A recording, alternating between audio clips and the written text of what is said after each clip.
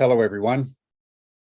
I'm Jim Garrison. I want to welcome you to this session of Humanity Rising as we delve into the Urantia Book, particularly in terms of what this massive work reveals about extraterrestrial civilizations. Before we do that, I want to continue our reflections on what is unfolding in the Middle East, because we are witnessing a level of carnage really unprecedented in many decades in that part of the world. And if you think of all the wars that have been conducted between Israel and the Arabs and the Palestinians and the Lebanese, Syrians, Jordanians, Egyptians, etc., this is one of the worst in terms of civilian carnage. And I don't know of any other way to talk about it. When Hamas launched its strike against Israel on October 7th, many of the casualties were Israeli peace movement people at a concert in the Negev desert. And hundreds were killed and wounded. And now, yesterday, the Israelis bombed a hospital, killing over 500 people. By some witness accounts, there were no wounded. Everybody in the hospital was killed, and most of them were children. The Israelis have also bombed a primary school and kindergarten. And it's worth just pointing out that I've mentioned that 50% of the Palestinian population in Gaza is under 20 years old. There's also another data point that 44% of all Palestinians in Gaza are under 16 years old. So when we think of the retaliation of the Israelis on Gaza, think children. It's mostly the children, the innocents who are going to die and be maimed and be traumatized for the rest of their lives. And I want to just tease out 2 points as we think about things. You will have noted in the news that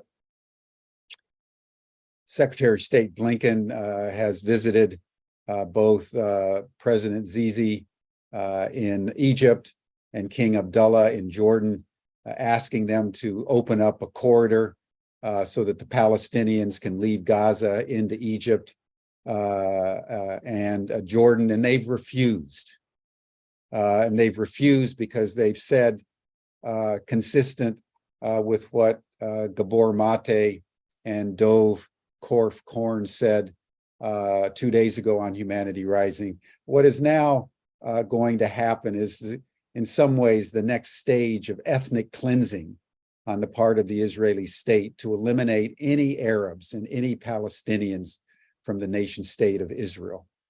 And so part of the strategy is just to force the Palestinians out. They want to carpet bomb northern Gaza, destroy Gaza City, and then they're going to move in settlers and inexorably force the Palestinian people out of Palestine. And the Arabs know that. And so Sisi was very clear, as was King Abdullah, that that is not going to happen. They're not going to allow any corridor. What they've asked for is rather an opportunity to bring in humanitarian aid, and the Israelis have refused. So there's an impasse. The Israeli forces are still massed north of Gaza.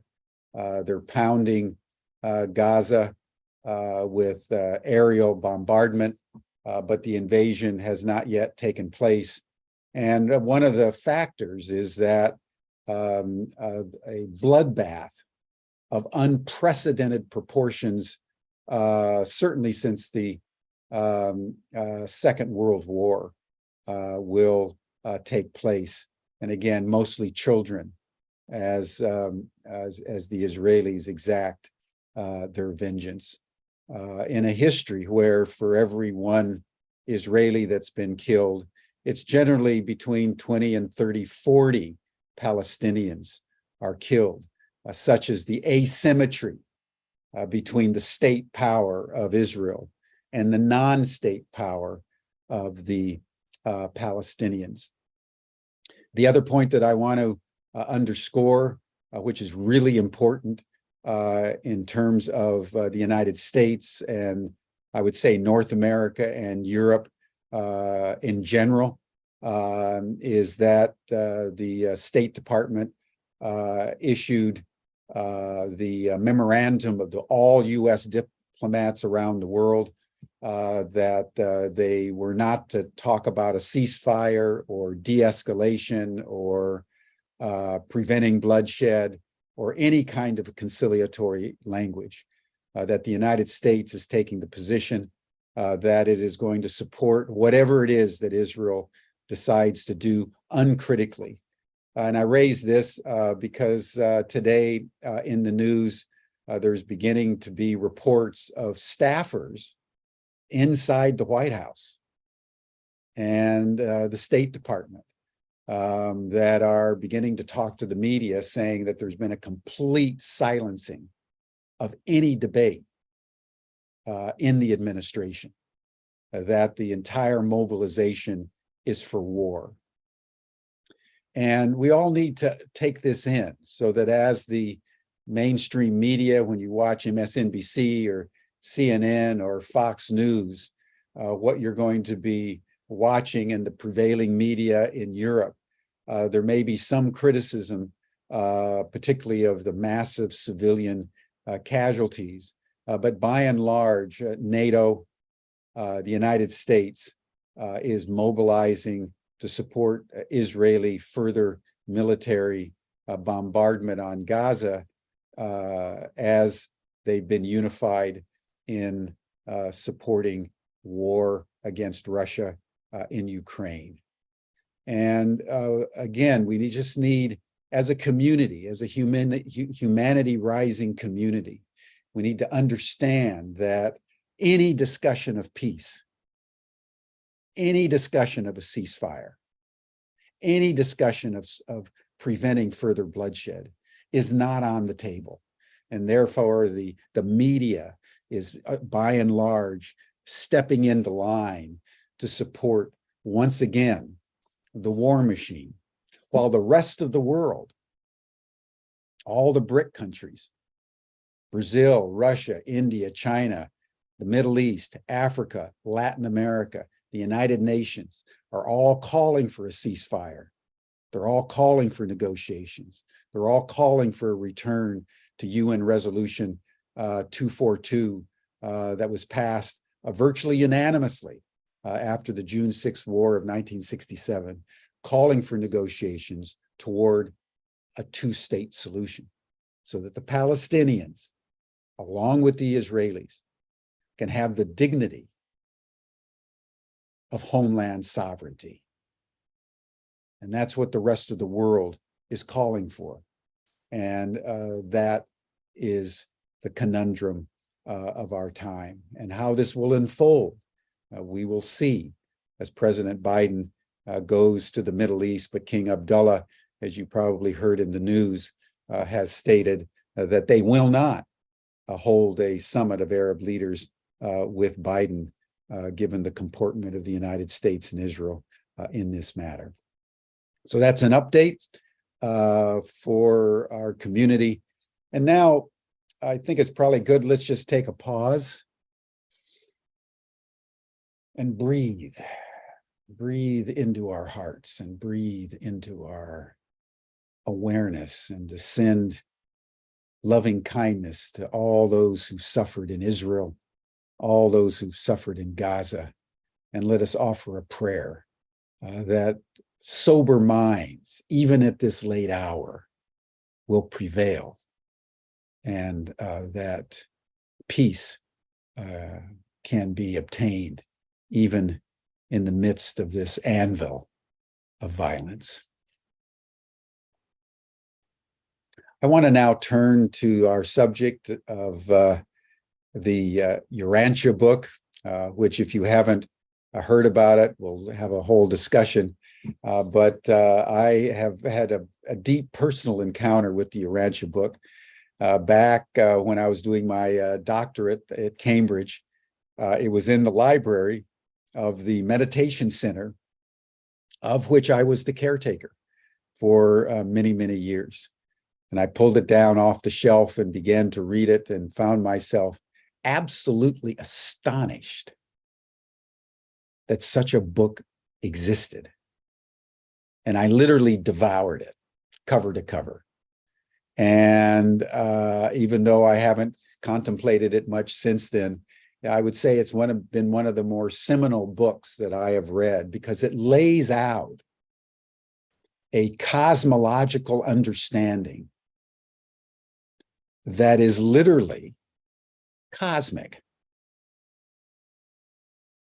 And it's a book that was channeled, but the scope of the Urantia book is probably wider and more encompassing than perhaps any other book that I've personally read.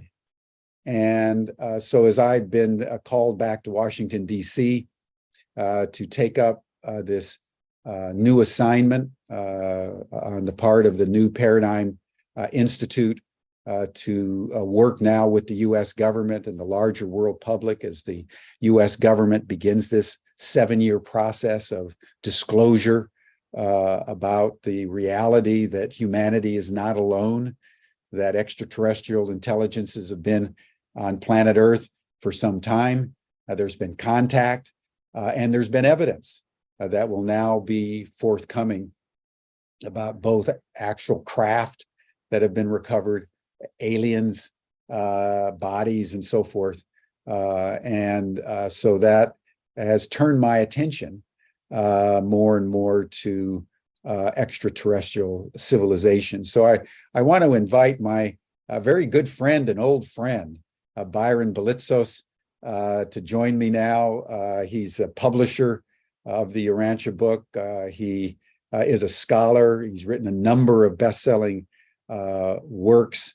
He's written over 5 books or edited books on the Urantia material, the latest of which published this year is about women who knew Jesus. He's written on the sources of evil and demonology. He's written on the evolving consciousness that we're all challenged to engage in. He's an activist. I just wanted to say that as we get into the deeper discussions of what it means that we are not alone, we're going to return to the Urantia book. So just consider this conversation today with Byron an introduction, and then we'll be returning as events unfold over the next months and years. So Byron, I want to thank you for joining us today. And why don't we start with you saying whatever else you would like to add about your background, and then talk to us about your encounter with the Urantia material, and then provide us with sort of a general summary, and then we can dive into the specifics around the extraterrestrial civilizations. But welcome. Thank you so much, Jim. And what an honor to be with you.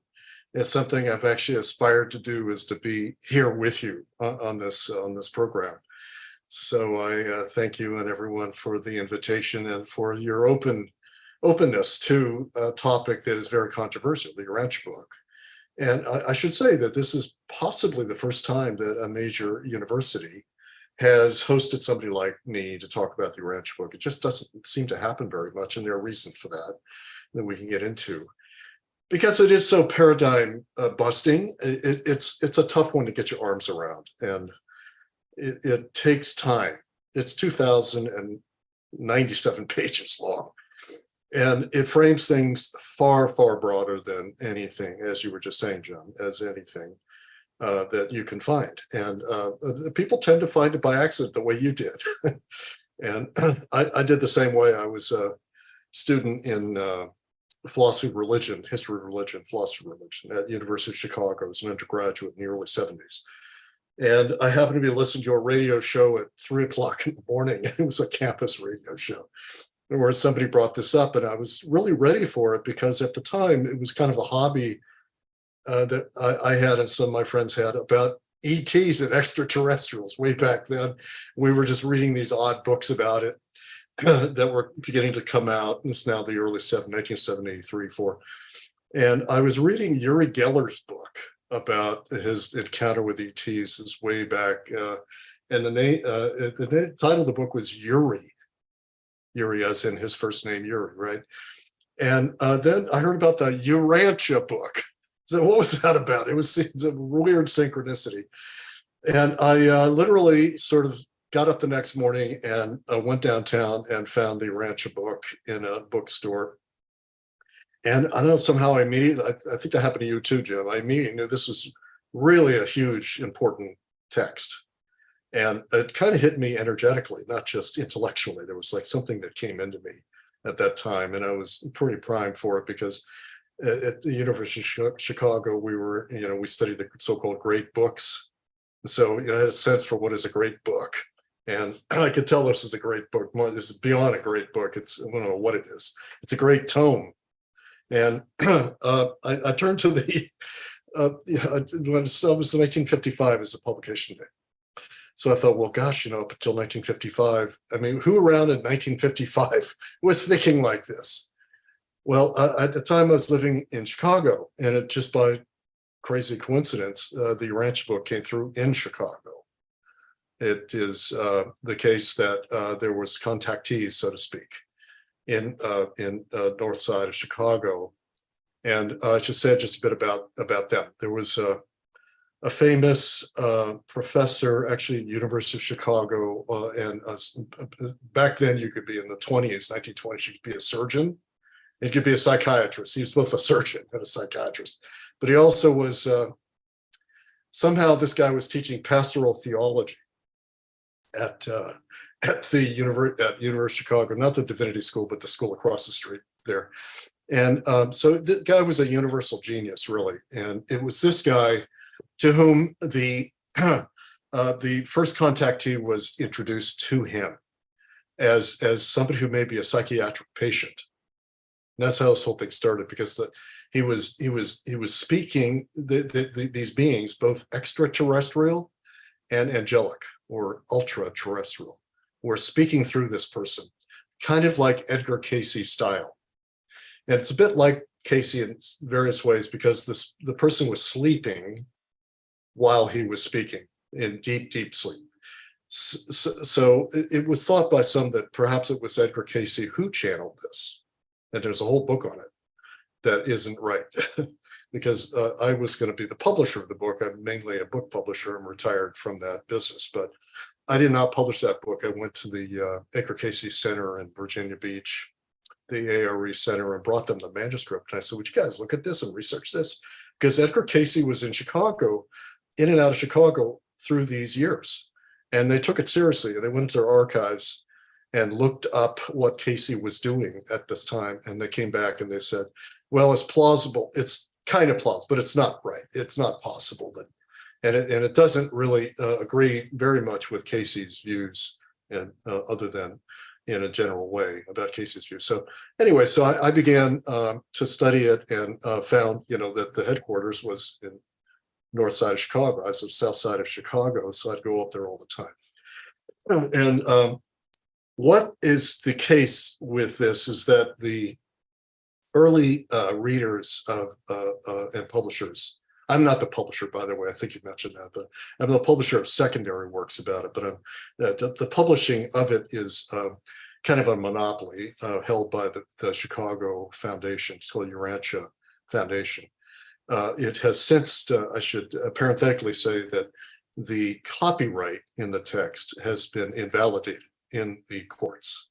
Did you know that, Jim? And so over many years, and I was in this from the 70s, people began to wonder, well, how could these people copyright this thing? Because there's no author. And you can't demonstrate an author. You can give authors, you can give authorship to a channel, right? So the channel in law is considered to be, an author who can own a copyright, but they could not produce even a channel. There's no evidence of the channel, actually. And this took, something like $5 million of lawsuits, various lawsuits, and ended up in the Fifth Court of Appeals after many years. And the court declared there's no author here, so there's no copyright. Oh, I didn't know that. So it's a complete mystery who wrote it. It's not a complete mystery, because the people who received this in Chicago in the 1920s and 1930s and ending in 1934 or 5 physically handled it, and they witnessed it.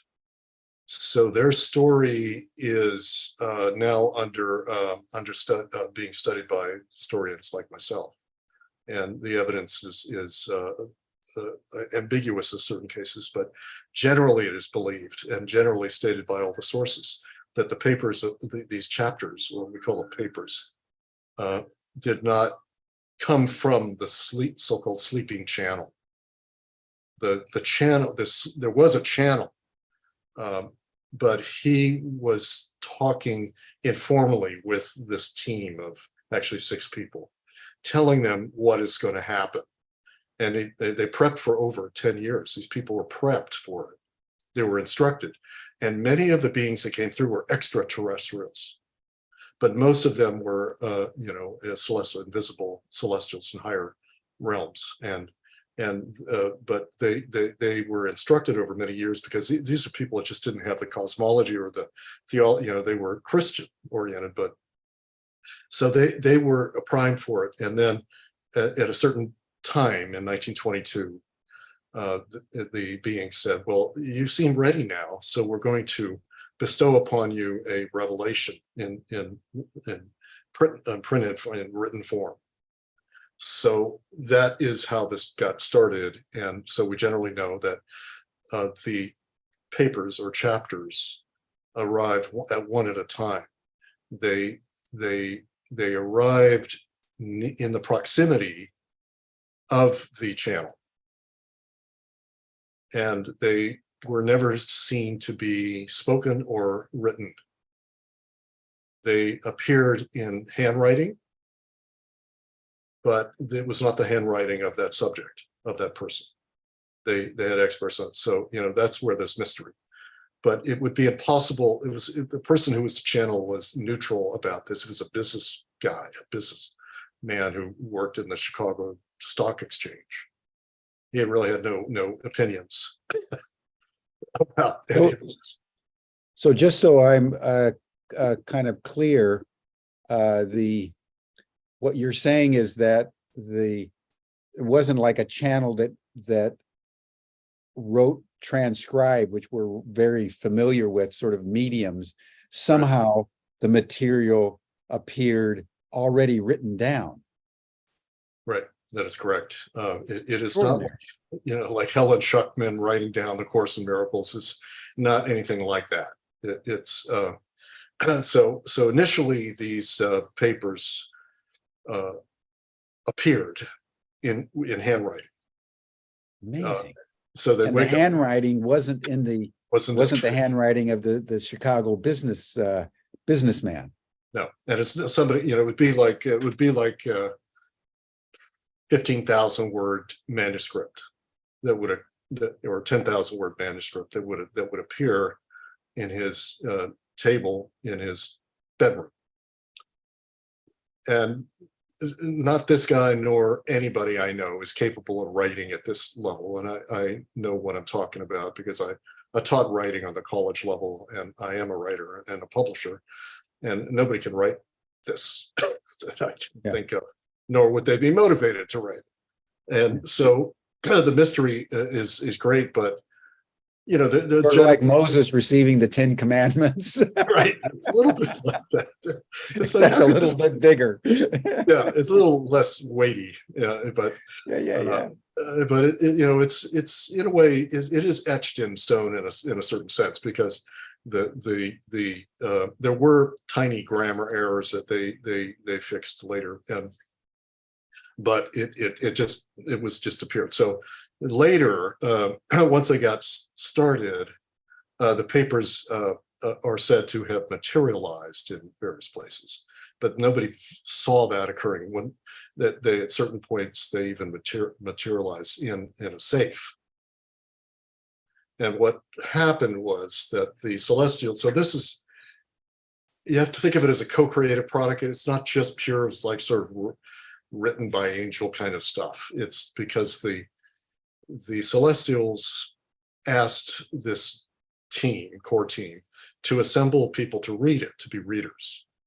So the readers ended up being over 400 people over 20 years. They were formally reading it. They would read a draft, then it would feed questions into the core group called the Contact Commission. That group would then give the questions to the Celestials. These would be live sessions. They would give the questions to the Celestials. They'd say, okay, we're going to go back and have our writers and editors rewrite the chapter in response to human questions. So a new draft would appear like the next morning. So the papers went through several drafts in response to human questions. And you can tell if you get to know the text that it looks like, oh, well, that's something that was kind of dropped in there. It looks like an answer to somebody's question, but it fits in, it's integrated in with the overall message of the chapter. And so that's very important to know about the Urantia book. It's a co-creative product, because not only because people were feeding in questions, but also because the Celestials, purportedly the authors, read human texts that preceded and throughout the, from Plato on, that preceded the revelation of the Urantia book. So imagine that they're going through the libraries of mankind, humankind, looking at for the very, very best human ideas on every topic. And their mandate was to build upon those ideas, because this is evolution. So the evolution meets revelation. It's like humanity's rising up, right, to reach out for the truth. But these beings are coming down, sort of like humanity rising, higher beings descending to help them. So it's a handshake between the two. So that these beings have the prerogative to offer entirely new concepts, as you Jim know from the paper on extraterrestrial life. That's really entirely new. But they also are told that they must use best existing human concepts as the scaffolding for what they're saying. So how would you, if you had to summarize what the Urantia material is trying to communicate to humanity at this time, how would you summarize the content?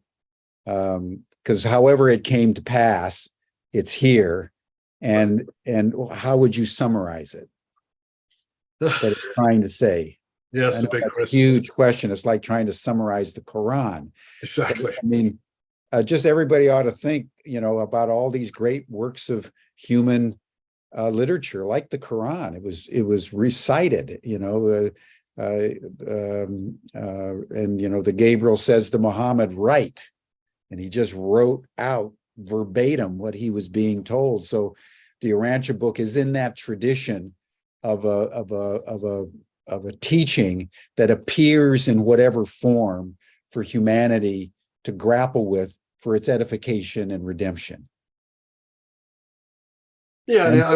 What is it? What is the basic message? The basic message is the gospel of love of Jesus, but reframed in a modern post-Einstein evolutionary cosmology. And I would say that that's the core, at least for me, is that God is pure love, pure consciousness, but is also self-aware. And the self-awareness of deity is something important here. And the personhood of deity is important. So it's really a revelation. It's a religious revelation framed in a scientific cosmology about the priority of love, mercy, justice, in not just on our planet, but on all planets. So it's a revelation about extraterrestrial life that's vast, that all planets have the same, basically the same theology, which is a deity at the center of all things, who's loves and creates. But it's much, much, much, much, much bigger than the biblical cosmology by far. You know, flat Earth, one Earth is. The Urantia Book has billions and billions of inhabited planets. So when you get this bigger context of actually trillions of inhabited planets throughout, you know, all these galaxies, then you can think in terms of this message of, we're giving you the message that's already been delivered throughout the universe. This is not just for you guys down here in Jerusalem or something. This is the perennial understanding of going back millions, billions of years in the universe of that we're created creatures of a loving father, mother, far beyond gender, of course, and living, you know, from eternity. And I would add, I think, for this audience, that it is an evolutionary worldview of these things. That in other words, that the deity in eternity is just one dimension. Deity in space and time is another dimension. So any of you Whiteheadians out there, or students of Aurobindo or Teilhard de Chardin, will like this framing, which is it's a kind of dialectical relationship between evolution and the eternal. There's a literally dialectic of the eternity and evolution that pervades the universe, and that the evolutionary realms of inhabited planets are there for a great purpose, which is that the deities do not have the benefit of space-time experience, which entails suffering, achievement of growth, evolution, loving others, dealing with, you know, every kind of problem imaginable, not just on one world, but on billions of worlds. And these different worlds may have the same gospel, you might say, but they have different material conditions. As you know, Jim, that there are 7 types of inhabited worlds. Some don't even have atmospheres. Some are like Venus. Some are like Mars. Venus has a type of atmosphere that you can't breathe, obviously. So they have what they call super breathers. These are planets where they don't have oxygen, right? And then there are planets like Mars that very, very thin atmosphere. But it is possible to plant life on even those kinds of planets. In fact, it's possible to have life on planets with 0 atmosphere. And there are many, many planets, not that many, but a percentage, like something like 3-4% of planets that are inhabited have no atmosphere. And you can create life, and you know, those beings, I mean, those humanoid beings do not breathe. What they do is they take in light. That's their energy source. And so that's a very different type of biological organization. Right. And that's there again, and back to the kind of the core message is that unity and diversity, and it kind of Teilhard de Chardin, you know, unity differentiates, right? So that deity likes to have variety, likes to have lots and lots of variety, and infinite variety, really, because variety, if it's unified, is the essence of beauty. Beauty incorporates the idea of great diversity, the harmonization of diversity through the unity. And so the unifying factor of the universe is the theme of the Urantia Book, that it emanates from the center of all things. So let me go into that a little bit, Jim, because I'm thinking about deity. We think, well, God's up in the sky and, you know, looks down upon us and loves us, and, you know, sent his only son, or he sent Buddha or whatever. And he's up there and we're down there. But in the Urantia Book, deity is at the center of all things. which is a notion that Einstein entertained. And he said, well, that would be better if there was a center of the universe, because it makes sense in terms of geometry, so that'd be a center, right? So if there's a deity, the deity is going to be in the center, and the deity is not going to be on the left side. Nothing on the right side, it's got to be, it's got to be, and it permeates all. It would have to permeate all, because there has to be a unifying attractor to keep the whole thing coherent, right? Exactly right. It's common sense in a way. If you're going to call this thing God, it can't be sort of a subset of things. It's got to be the superset. It's at the core of that. So to think of a loving deity, which it's in the Bible, but it's very helpful to think of. There's this creator in eternity who is at the center of all things, and so we call the creator first, source, and center. It's the source of all things and the center, not just the source, right? So we often say God is source, but Urantia say God is source and center. It's the center of all things. But it's a center that's outside of time and space, right? So how can you have a center outside of time? That's what the Kabbalah would call the Ein Sof. Yes. Yeah, the center that's outside all of time and space, but permeates all of time and space. So you have the Atman and the Brahman, because it's the center of all, but it's also the center of each microcosm, right? Right, and I'm glad you brought that up, because the Urantia book builds on the Atman concept in a huge way. It's a very important part of this, is that deity is able to do anything basically, and so deity can fractalize itself. That we would call the Atman, if the Atman is of the essence of Brahman, right? So that there's what you might call a fractal, right? That is in each person. We're all fractals. We're all microcosms of the totality in a unique. Just like there's no two snowflakes that are the same. There's no two humans. There's no two anything that's the same. And that's the beauty of the diversity, right?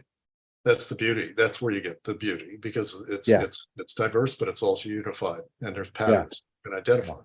The Urantia book breaks it out in two ways. That the personhood is actually, I revise what I said. The person is a fractal, but the Atman is a fragment.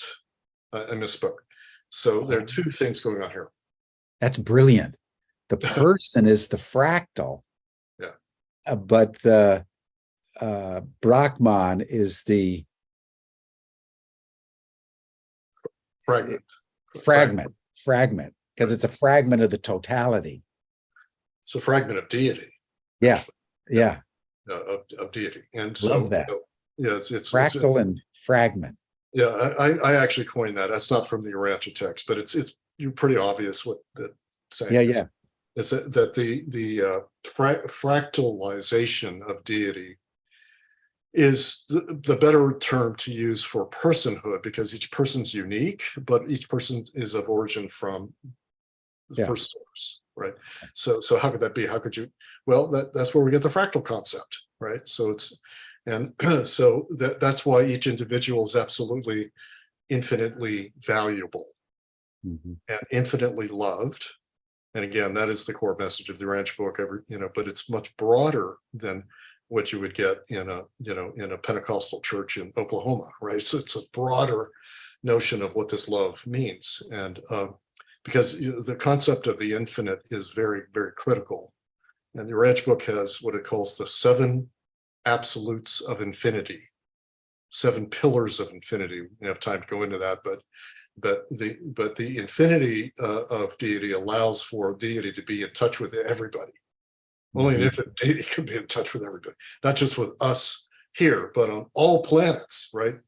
So the Father, Mother is in touch with an nearly infinite number of terrestrial humanoid beings as the loving Father. But it's not just like reaches out and touches you. It's a fragment of deity that indwells you, and you could also call that the Buddha nature. or in many conceptions, the light of God and Quaker notion of the inner light. But this is the chapters on that in the Urantia book are a must read, because it's a massive revelation that far exceeds Hinduism, Buddhism, certainly Christianity, as far as that goes. Yeah. So that's some of the answer to your big question. Well, let's circle back. I want to tease out a couple of the points. The first one is that this assertion that what we're taught through the major spiritual traditions sort of on planet Earth in a very primitive way, and this is where I think Ken Wilber's states and stages comes in very powerfully. Love is what's omnipresent and unifying, but depending on your stage, whether you're at a primitive stage or a more evolved stage, you're going to refract that notion of love in different ways. And so, but that's important, because oftentimes we have this notion that Christianity and Buddhism and so forth are earth specific. And now that we're leaving the earth for the far reaches of the galaxy, Christianity and Buddhism and Hinduism and the other traditions, Judaism, are kind of irrelevant. But you're saying it's the other way around, that in fact the core teachings of the great religions around love and the unity of all being, the Atman and the Brahman, for example, are cosmic in scope. And that reality is refracted through the evolutionary stage of human development. And so in some ways, the Urantia book, going back to what I said, I've never read a book whose scope is as big as the Urantia book. I think the Urantia book is putting our little fractals and fragments in a cosmic perspective, and to say, even if we traveled and we went off to another galaxy and found they would be grappling with love and ethics and peace and war just like we are, but in completely different ways, given their stage of so Wilbur is going to turn out to be right, that there's states, cosmic, yes, and stages which are terrestrially specific and evolutionarily determined by the stage of moral development and so forth. Does that make sense in terms of how you understand it? It does. It does. And many of us have been in dialogue with Ken Wilber about that very subject, and especially me. And I was part of the Integral Institute, and he knows all about the Urantia book, and he draws from it. But he is still fairly terrestrial. He's not that interested in the extraterrestrial. Although the last time I saw Ken Wilber 5 years ago, he kept asking me about UFO stuff. Like, he says, I know you know about that. I want to hear about it. I said, well, Ken, I'm here to tell you about my new book, this book, which has a whole chapter on integral theory in relation to the Urantia book. He says, no, I want you to tell me about this. And then he started asking me about 9/11. Anyway, so he's got his secret interests, but yeah, I think that the evolutionary worldview, of course, that he espouses, and spiral dynamics and all of that. If you think about spiral dynamics, there's one thing missing that's pretty big in that model of evolution of culture that I try to fill in. Actually, the next book I'm working on is. The Urantia book is unique, and we are in a unique planet. By the way, the name of the planet, our planet, is Urantia. That's why they call it that. So it's like the Earth book. So Urantia, our Earth, is unique in 1 in a million planets. And I don't know if you gathered this, Jim, from your earlier reading, that Urantia is among the most dark, morally backward planets in the local group of planets, because I'll say, just look at what's happening in the world. Yeah, I mean, in other planets, they don't have nuclear wars, they don't have massacres of innocent children. I mean, it's just not how the universe is run, but there's enough flexibility in the way the universe is run that there can be massive breakdowns in things, but it's rare. And so it's really important for folks to know why the Urantia book is so complicated. It's such a big fat thing, because they're explaining the default of the revelatory regime on the earth. So if you think of Zecharia Sitchin, his books on what happened, 500,000 years ago, and that sort of thing. It's that kind of scope. And Sitchin, as you may remember, says that there was a rebellion, a slave rebellion, 450,000 years ago. The Urantia book says there was actually he says 200 something thousand years ago. And the Urantia book has roughly the same idea, but it's much more sophisticated. Now, so, Sitchin and Eric von Daniken and those kind of, ancient alien guys, right? They're saying all of this stuff is ETs that are coming down in ships, right? Especially Eric von Daniken. They're extraterrestrials coming, but Sitchin, they're coming from the planet Nibiru, and they're trying to get gold. And so, they're giving these teachings, and that's how you get to Sumerian, tablets and that sort of thing, right? So, but the Urantia book is ultra sophisticated and much more plausible in that both angelic and extraterrestrial. It's not just extraterrestrials. Mainly it's angelic. Mainly it's unseen beings but sometimes they incarnate. Okay, the incarnations are not exactly extraterrestrials. I don't know what you call it. They're incarnations of higher beings. And there were incarnations 500,000 years ago. And then meanwhile, there's a planetary population of angels, right? So they're angels that pervade the universe. So a planet has angelic beings that assist and reach a hand down. Humanity's rising, then there are descending beings that are helping you up, and you co-create. But in Urantia, that connection was broken. And that's called the Lucifer Rebellion. Lucifer was an angelic being of light, as explained in the Bible, but he was in a higher realm, but came to earth with his group led by Satan, a being named Satan, and corrupted the angelic administration of planet Earth. And the angelic administration of planet Earth went to the dark side. Not all of it, but part of it. That's hard to explain. That's why my next book, I'm trying to explain that. Yeah. But it does make sense when you look at the dilemmas of planet Earth. Yeah.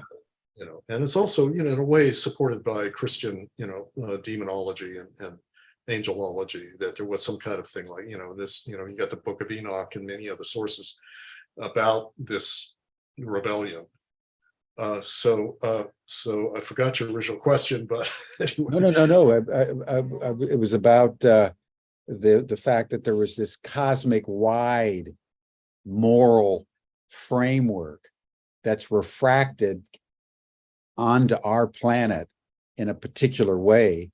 And you've added something I think very important, is that something went south for the human species, such that we've always been inordinately cruel and violent. They say in philosophy that evil is the rock against which all systems shipwreck, because there's no reasonable way to explain what's happening in Gaza, what's happening when the United States bombs Hiroshima and Nagasaki, when the Germans, have the Holocaust. How do you explain it? There's no way to explain it, but there's this collective memory, like the collective memory of the flood. There's a collective memory, not only in Judaism, but in other religions, that there was some kind of angelic rebellion in a very, very distant past that influenced negatively humanity's capacity to embody love, which is our original calling. And therefore, almost every one of the great religions is about how do you get out of the state of samsara, the state of Maya in the Hindu tradition and the Buddhist tradition, the notion of original sin, and sort of the Abrahamic tradition, to get to be your better self, because the underlying assumption is there's something broken in every human being that needs in some way, through grace or through practice or through whatever, to be rectified. And so what the Urantia book is doing, if I understand it, is providing a cosmological history to explain the breakdown. And the connection back to Wilber and spiral dynamics is the following. So in spiral dynamics, you have the memes, right? The colored memes, the beige and red and blue and orange and green and yellow, right? So I would add a black meme to that. So the black. Yeah. Giving away my punchline of my new book, but the black meme is pervading all of it, right? So that's the rebellion. The Lucifer, in fact, is a rebellion planet, right? So there's this core of followers of Lucifer, right? Both angelic, not just human. There's angelic and human. So these humans are the wards of the angelic, the rebel angels from the beginning of pre-civilization. Right, so you can't. That's why when I visited Wilbert last time, he was asking me about all this evil stuff, because you can't really explain it from spiral dynamics. Exactly. It's supposed to be progressive. It's moving forward, but no, there's this huge, ruptures. Yeah, huge rock in the middle of the room against which all systems, including spiral dynamics, shipwreck. I think so. Yeah. You end up being kind of intellectually dishonest if you don't deal with this sort of thing. And every now and then, every couple of years, it blows up in your face. You have 9/11, or you have the Iraq War, or you have, and what the hell is that about? It's irrational and futile, and the war in Ukraine is such a good example of this. It's just, and this is really the satanic inheritance of planet Earth. But I want to emphasize that literally 1 in a million planets has this problem. So in the local, I think it'd be helpful, Jim, to talk about local cosmology, so-called. Dive in. Local inhabited planets, inhabited worlds. It's in a local system, what they call a local system.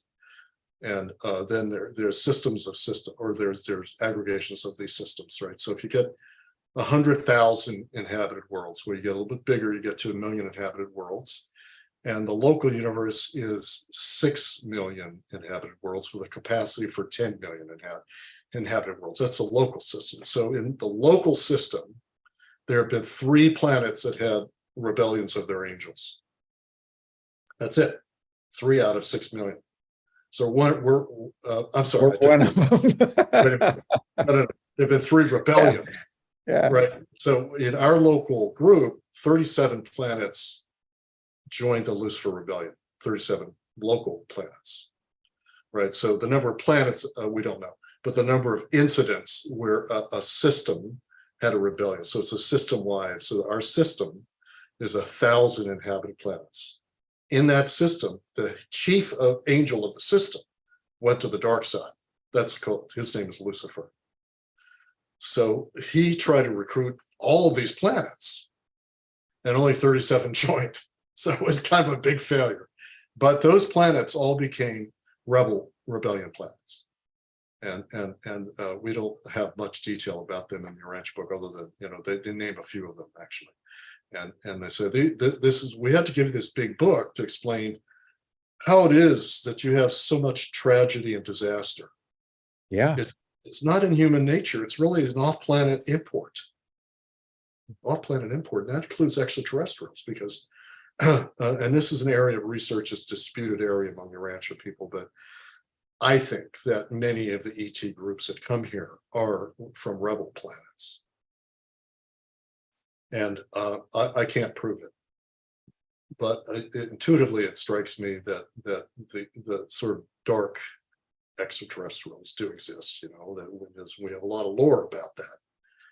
And but they aren't necessarily rebel planets from this system. They can't, because you just don't come into a planet and do some of the things that we've witnessed, abductions of humans and really torture, really, that occurs. But it's very disputed. I mean, Stephen Greer says one thing about it, and Stephen Bassett says another thing, and Danny Sheehan says another. We know what to make of it. So it takes research. Urantia Book can give us a template, way to frame this. It's much, much broader. But without the background of the Lucifer Rebellion, it's very hard to fathom. Yeah. Thing. So I hope that answers your. Well, no, this is very, very helpful. And the reason why, Byron and everyone, someone in the chat says this seems kind of fantastical, even farcical, what's been saying.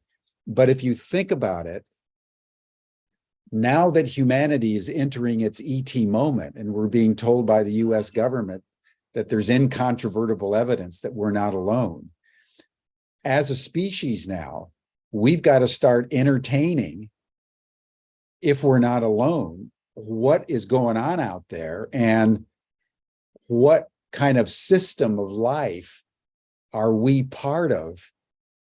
Because it's clear that the extraterrestrials, at a minimum, have access to technology that is so far above and beyond anything that 21st century humanity is capable of, that we're in a sort of a second Copernican revolution. The first one was that the Earth wasn't the center of the universe, the sun was, and then we realized that the sun wasn't even the center of the universe.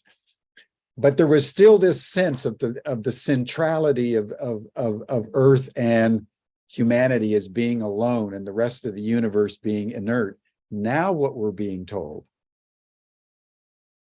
is that extraterrestrial intelligences and civilizations are out there. So discussions like the Urantia Book catalyzes are now up for the human agenda. So what was considered irrelevant, marginal, and farcical 20 years ago, now that there's actual evidence that we're not alone, becomes something that we need to start taking very seriously, because there's a lot of knowledge that is available to us that we now have to begin to absorb.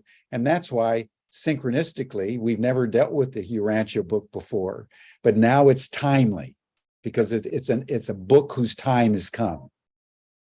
And you're one of the world's leading experts on it. I'm an expert on it. I wouldn't say the world's, but I'm the most vociferous, probably. Yeah. And I've done more, many books about it. So I enjoy talking about it because I got it at a young age, and so I feel obliged, to present this, and also to say, look, this is comparative. Okay, let's be comparative. Let's compare it to Sitchin's work. Let's compare it to Course in Miracles, Edgar Cayce. Let's one thing at a time. Let's look at cosmology. Let's look at theology. Let's look at evolutionary theory. The Urantia Book is the only one of these revelatory texts that is integrative. It's integral. In my last two books, I have a whole chapter on how the Urantia Book is integral in the Ken Wilber sense. And I'm trying to get Urantia people to see there's this framework called integral theory. Because Urantia Book is philosophy, religion, culture, cosmology, science, and history. It's integrative, and that's what you need if you're going to deal with the extraterrestrial presence. You need this big frame. Otherwise, it's overwhelming anyway. Yeah. And I think, as you're pointing out, like, the diversity of world religions and philosophies and denominations, even within one, I think there's 300 or 400 different denominations, even within the Christian tradition, because everybody interprets the Bible differently.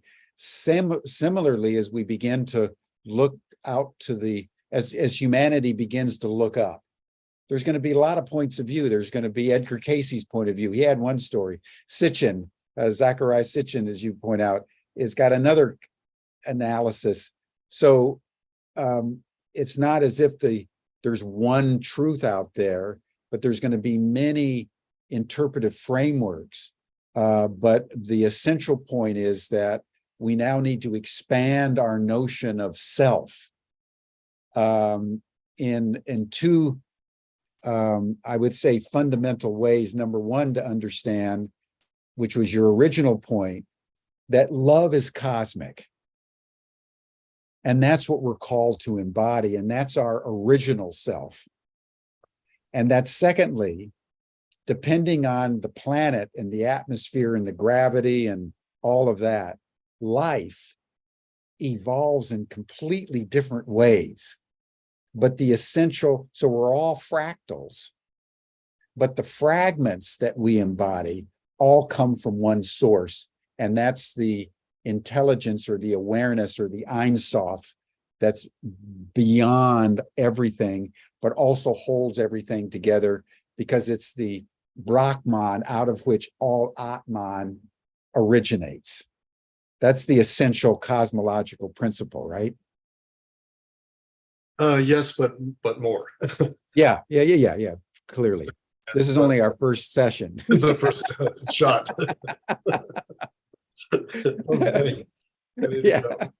Yeah.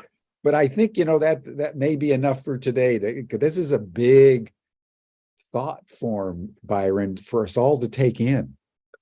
I mean, this is a very important session, everyone, because it's really going to blow everybody's mind to start thinking cosmically, not simply terrestrially.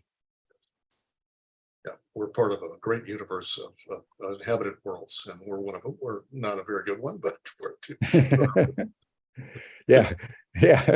But it means we really got our challenges set out for us at this crucial moment where it's probable, in fact, likely, that we're going to engage in some massive self-destruction with climate change and nuclear war and all of that. So we have to pay attention to messages like you're providing through the Urantia material. Let me close with something a little bit more reassuring, which is Sure. really all eyes of the local universe, extraterrestrials and angels, is on us right now, because the drama that was playing out here is really unprecedented.